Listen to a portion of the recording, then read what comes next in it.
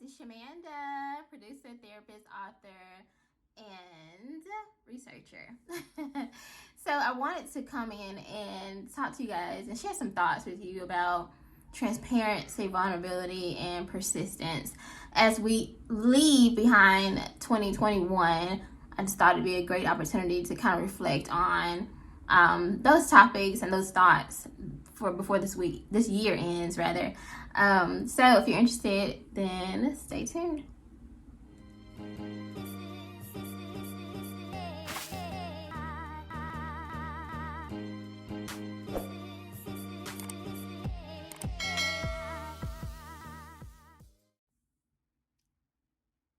You know, I was I don't know, just relaxing today, and I had a thought come to my mind, and it was about how this time last year I had finally made it back to, actually I hadn't even moved in but I was trying to find an apartment for my children and I here in Atlanta. I had left North Carolina and had started, had come back to Atlanta, but we were trying to find a place for ourselves. So I just thought how amazing that transition was. It was very challenging, I would say, but it was amazing that I could have been still stuck, and I say stuck because it's not somewhere I want to be, but literally stuck in North Carolina in a very somewhat dysfunctional environment that wasn't healthy for myself or my children,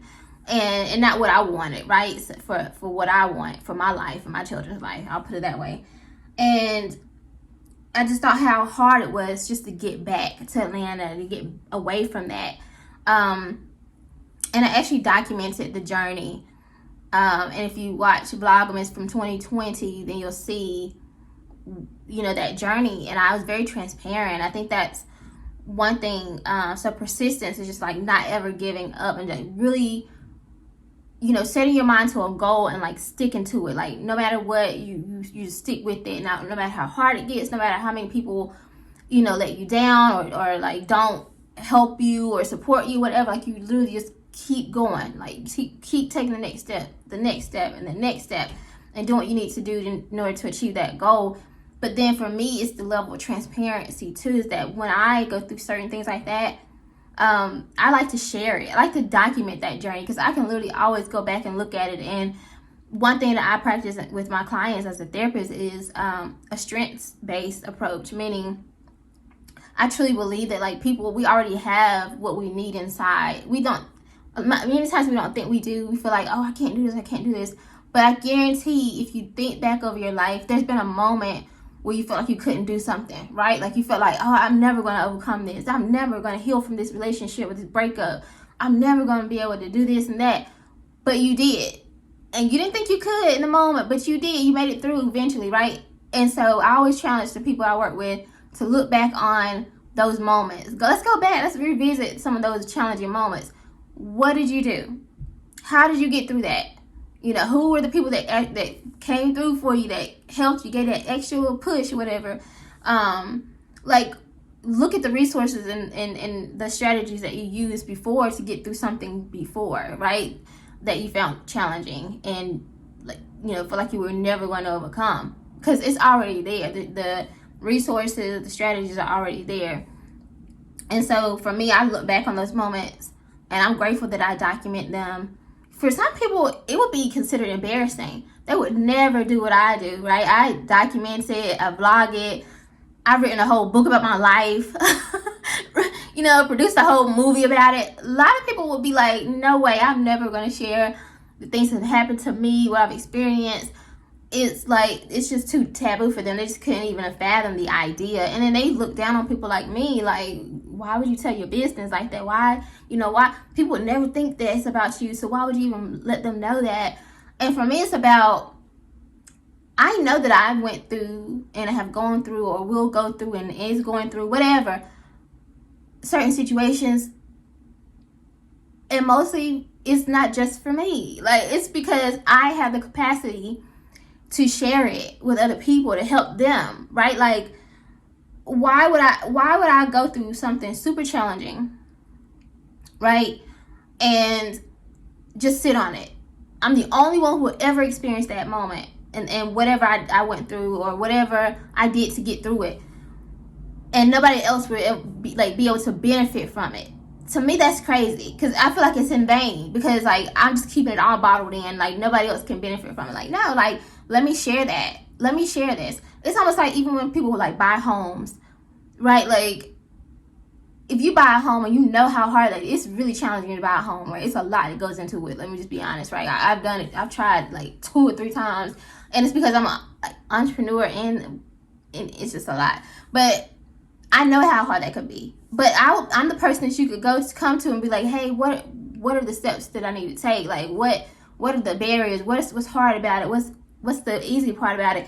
I can tell you because I've been through it. So I feel like, being transparent is not something to be ashamed of. It's not something to stray away from. I think you lean into that transparency, but it's your own pace. Like you set your own boundary around how much you want to share about your life and what you've gone through, and that you don't base it on somebody else, because you have to be willing to also deal with the consequences that come with it as well, because people feel like they know you, they feel like they can judge you, and all that, and it's like you have to really own up to whatever you're sharing. Like, hey, this is my life. I tell people I'm a high school dropout, I'm a survivor of domestic violence, all that. But those same things could be used against me in some way too. It's like, oh, somebody really was mad at me. Oh, you dropped out of high school. You can't hurt me with that because I already shared that.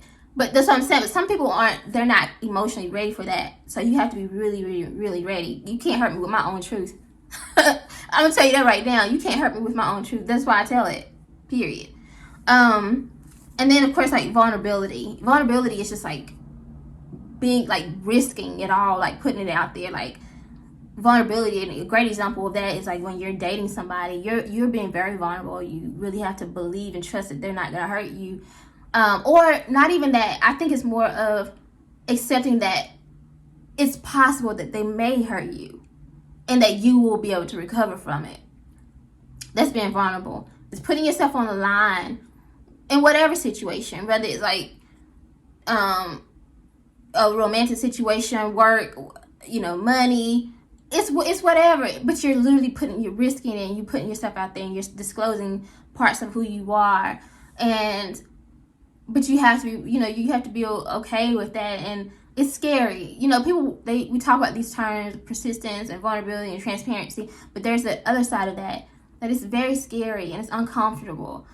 But this year, 2021, I feel was a year that I was very vulnerable. I was very, very persistent. Y'all, I shot one movie, the same movie twice in 1 year, but I did not give up. And I get to leave this year knowing that my movie is finished. Like that, most people would have given up. They would never have like put more money into it and do it again. But yet, for me, I never like to live with a sense of regret. And I always talk to people about that. When you're 80 years old and you look back over your life, do you want to be like, dang, I wish I would have made that movie, or dang, I wish I would have moved to that other state just to see what it would be like? Man, I really love that man. I really should have tried harder. Like, dang, I wonder would we have worked it out and gotten married. I wonder. Or you know what? I wonder, instead of wondering if people would judge me, should I have this many kids? Whatever the situation is, like being willing to like not live with regrets and just do it. Of course I say, be strategic about it and think about it, and like don't be careless with your decisions and choices, but don't live with regrets either. If it's something you really, really, really feel compelled to do it, and trust that you will recover from it. Trust that you have the strength and the resources internally, emotionally, that you will, even if you fall down or you feel like you fail, that you can get back up. Like, I moved back to North Carolina, and you'll see this in my film, but I ended up moving back to North Carolina, and I only was supposed to go there for like 6 weeks to do like a book tour, like, and promote my book and stuff. And that's when I did my TV interview and all that. And then I ended up finding out my grandparents' house was in foreclosure, and then I ended up staying because I'm trying to figure out how to save it, because you have to live there in North Carolina. And from there, I was kind of stuck Because then I stayed there for about, well, I got a job and all that stuff. Was getting stable there. Not really deciding, knowing if I'm going to come back to Atlanta or what. I'm kind of up in the air, I don't know. And then COVID hit. So then I'm literally stuck there because I don't want to move my children in the middle of COVID. So, but I could have been stuck. Like, you know, my whole life would be different right now. But I was like, you know what? No, this isn't for me. This is not where I'm supposed to be. So the level of persistence it takes to just like push forward regardless. And you don't have any support. When people around you, they don't care. They want you to stay exactly where you are because it's better for them, right? For you to be where you are. Like, persistence, vulnerability, and transparency. Those are the 3 words that stand out, 3 ideas and concepts that stand out to me for 2021. I wonder what yours are. I would say another one, if I had to talk about it, was pivoting. And I think that'll be my next video. I'll talk about the power of pivoting, like being able to like transition real quick. Like, you know, you go on this way, you like, oh, nope, I need to make this. And that's hard, especially you got 2 kids and you got goals, you have businesses, you got other stuff. It's hard to pivot, but you got to know when it's like, oh no, I'm going wrong. I'm coasting, but I need to do something different. This is not taking me anywhere. Oh God, like I need to turn. Like I need to turn, and you got to make that pivot real quick, and it's so scary, so scary. But again, I challenge you guys, check out my Vlogmas from last year. I'm not going to do Vlogmas this year, but check out my Vlogmas from 2020, and you'll see what I went through to get back here and why I feel so grateful. Oh my God, I could cry if I really just, I'm so grateful to be here in this moment and be here in Atlanta, to be here, to be almost done with my movie, to be literally 3 quarters into almost a year finished with my doctorate degree, to be in my career, to have goals, to be working toward everything that I want and have wanted, my long-term goals, to have beautiful, healthy children. My oldest child turns 15 next month, y'all. Like, it's crazy to me. But I'm just so grateful because my life could be so different if I wasn't persistent, if I just would have settled for what I was around, and if I would have given up. And so I just challenge you guys, you know, going into 2022, before you go into the next year, I always take a moment to think about the year that you're in and think about, okay, what did I do right? What was good? And then what were some things I should probably, I know I should have not did that. Like, let's be real with yourself. Be very real with yourself and really think about that. And then think about, what do you want for 2022? I know a lot of us, if we're being honest, I know for me, I'm really scared a little bit because it seems like every year, like the first week, something crazy happens. So it's like, I start being like, do I really want to enter 2022? But at the same time, for me, this year has been like a foundational year for a lot of stuff. 2022 feels like a year like takeoff. Like, okay, you done laid the foundation on a lot of stuff. Now you just soar, you just take off. So I'm excited about that. So what does it look like for you? You know, I really would love to hear your comments and your stories. So leave me a comment below, and let me know what else you want me to talk about. I'm going to be doing like 2 videos a week up until the new year, so I'll have another one Saturday. So if you comment below, you might get your topic selected. All right, guys, so thank you for checking in and stopping by and leaving me a comment. And if you haven't already, make sure you follow this channel. Very exciting new things coming up, and I will see you next time. Bye.